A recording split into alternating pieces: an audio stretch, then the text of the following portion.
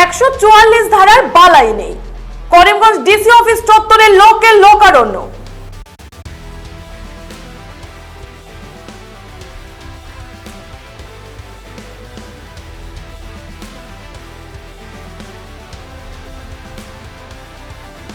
নমস্কার, আপনারা দেখছেন নববার্তা টুডের সঙ্গে আছি আমি সুস্মিতা। লোকসভা নির্বাচনের মনোনয়ন পর্ব যাতে শান্তিতে অনুষ্ঠিত হয় তার জন্য জেলা শাসক মৃদুল যাদব গত 28 মার্চ থেকে 4 এপ্রিল পর্যন্ত সিআরপিসি 144 ধারা বলবৎ করেছেন।